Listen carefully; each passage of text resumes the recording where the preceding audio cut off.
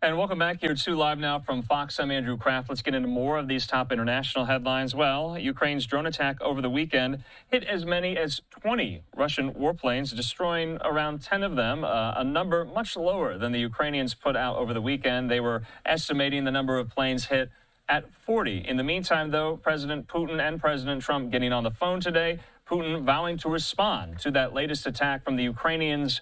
Operation Spiderweb. Fox News' Alex Hogan with more. The fighting on Ukraine's eastern front is intensifying as both sides ramp up their summer offensives. And at a Wednesday meeting, Ukraine's allies promised to keep the arms and ammunition flowing. But there was one notable absence among the 50 defense leaders, Pentagon Chief Pete Hegseth, as the Trump administration urges European allies to increase their share of support. The United States is totally committed to NATO, completely committed to Article 5. It's being seen as a possible rebuke following Ukraine's surprise attack on Russia's long-range strategic bombers, which was not coordinated with the U.S. Was President Trump informed in advance by Ukraine that the attack is coming? He was not. Ukraine's security services have been increasing their activity behind enemy lines. They also hit the main bridge connecting Russia and Crimea. But the White House wouldn't say whether the president approves, only that he wants both sides to back down. The president does not want to see this war prolonged. He wants the fighting to stop. He wants people to stop dying, and he wants this to be solved at the negotiating table. But most experts say the diplomatic momentum is with Ukraine. And if Putin doesn't get serious about a ceasefire, the U.S. will stay in the fight. If these talks are going nowhere, if Vladimir Putin is playing along, we will help the Ukrainians. Let them buy the weapons. A high-ranking Ukrainian delegation is now in Washington for meetings on continued military support and sanctions on Russia. In London, Alex Hogan, Fox News. Alex, thanks so much. In the meantime here, let's bring into the conversation the editor-in-chief of the Washington Examiner, Hugo Gurdon. He joins me. Hugo, so good to see you here. I know you've been following this extremely closely. I just want to highlight first, though, this report in Reuters today. Ukraine hit fewer Russian planes than it estimated, according to U.S. officials, and that the drone attack over the weekend hit as many as 20, destroying around 10 of them, according to two U.S. officials, a figure that is about half the number, Hugo, estimated by Ukrainian leaders, including Volodymyr Zelensky. I've been seeing a lot in the reports about this. It's being characterized as Russia's Pearl Harbor. Is that hyperbolic or an apt description, do you think? Well, I think it's probably hyperbolic, particularly given the fact that the numbers are now about half what were originally estimated. It was nevertheless an extraordinary surprise attack, and daring, took a lot of planning.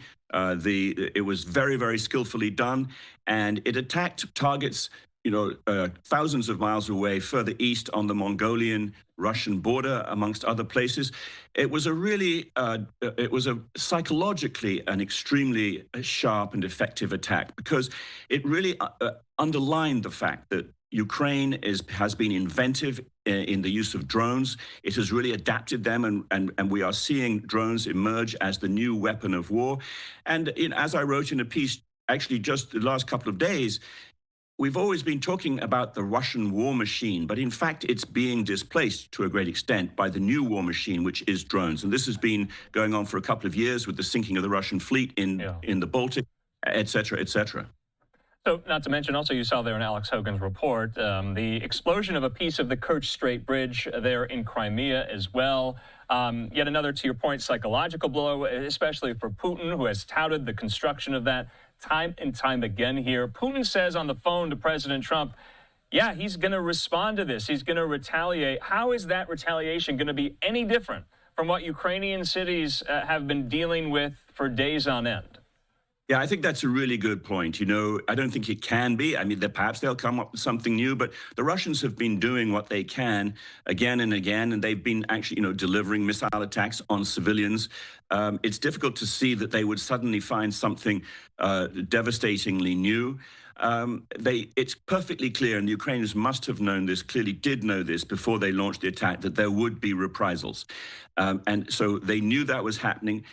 But one of the things that they have been trying to do, both sides, is to improve their position at the talks. what has been plain for the last several weeks, perhaps more than a month, is that President Putin has been playing along, trying to get to stall, to talk it out. There was talk a week ago about a prisoner exchange with the United States, trying to warm things up between the United States and himself and string it along, and so he could get a better position. I think that what this attack does is make it plain that he won't necessarily get a better position. He might get a worse position if he strings it along. Okay, Hugo, I just have to ask, I mean, the question is, I think on so many of our minds, when is Putin going to budge here? All right, you have Pope Leo XIV. He also spoke to Putin on the phone today, President Trump as well. And Trump essentially acknowledged in that post on Truth Social, there's not going to be any immediate peace. This dovetails with the report today that Defense Secretary Pete Hegseth will not attend a meeting today of 50 defense ministers at NATO headquarters in Brussels that's been critical to coordinating military aid for Ukraine. The Pentagon citing a scheduling conflict here. Should we read anything into that, the fact that he's not going to be there? I mean, the United States, under previous Defense Secretary Lloyd Austin, set this whole contact group up. I believe it's now in the hands of Germany and the UK. Hegseth not going. What does that signal? It's a signal of a continued lack of full-bore push by the Trump administration. It has been clear that President Trump has not wanted to go the full distance on this. We at the Washington Examiner have been advocating, as have others, that the secondary sanctions be imposed on those who are buying Russian oil, notably China and India. This would very swiftly hit the Russian economy.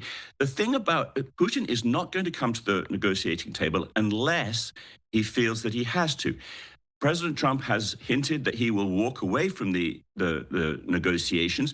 That is not the kind of thing that makes Putin feel under pressure. The attack by the drones from Ukraine does make Putin feel like he's under pressure.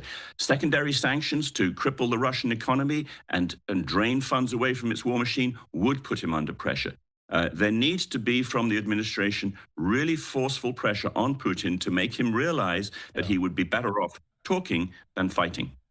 Yeah, and also just to kind of highlight, there was U.S. representation at the meeting today in Brussels by the U.S. ambassador to NATO, Matthew Whitaker. Lastly, though, Hugo, I mean, this Operation Spiderweb, it took almost a year and a half to plan and to execute and to pull off here. That's a lot of time. That's a lot of energy and bandwidth devoted to something like that. And, you know, time is not on Ukraine's side at all here. And so, yes, it's being described that that was an arrow in their quiver. They did actually have cards to play, contrary to what President Trump says. But Ukraine can't creep this up forever, can they? No, it cannot. And the fact remains that Russia is much bigger, much more populous, has more weaponry. And it has been the case, the Russian method of fighting war for a very, very long time now, generations, has been its willingness to hurl its forces at the enemy, take heavy losses, but it can grind the enemy down. And certainly it's orders of magnitude bigger than Ukraine, and it can do that. So Ukraine desperately needs help. Ukraine is very inventive. It's fought an extraordinarily sort of entrepreneurial and inventive war, but it can't go on forever, as you say. All right, Hugo Gurdon there with the Washington Examiner. Hugo, good to see you. We'll talk soon.